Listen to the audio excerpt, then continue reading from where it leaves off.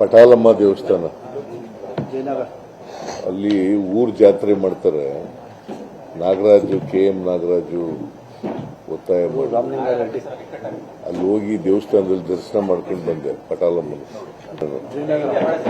ಪಟಾಲಮ್ಮ ದೇವಸ್ಥಾನ ಅಲ್ಲಿ ಊರ್ ಜಾತ್ರೆ ಮಾಡ್ತಾರೆ.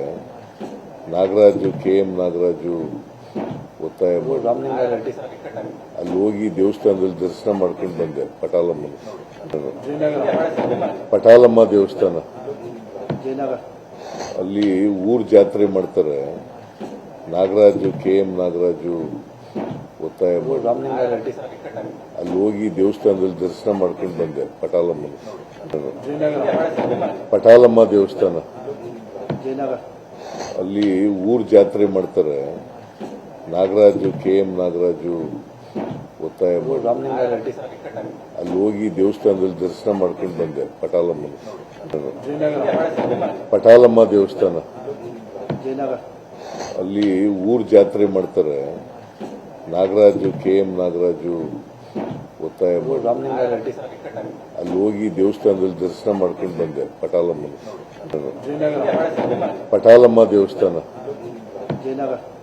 ಅಲ್ಲಿ ಊರ್ ಜಾತ್ರೆ ಮಾಡ್ತಾರೆ.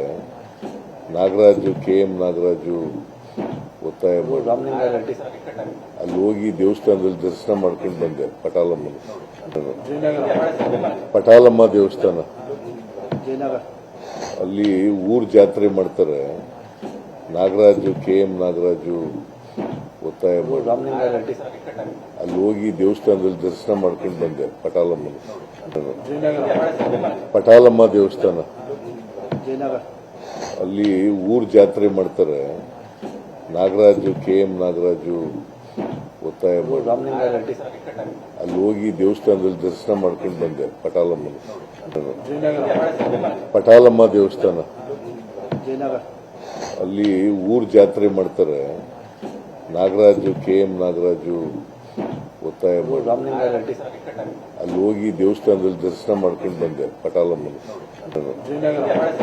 ಪಟಾಲಮ್ಮ ದೇವಸ್ಥಾನ ಅಲ್ಲಿ ಊರ್ ಜಾತ್ರೆ ಮಾಡ್ತಾರೆ. ನಾಗರಾಜು KM ನಾಗರಾಜು ಒತ್ತಾಯ ಮಾಡಿ ಅಲ್ಲಿ ಹೋಗಿ ದೇವಸ್ಥಾನದಲ್ಲಿ ದರ್ಶನ ಮಾಡ್ಕೊಂಡು ಬಂದೆ.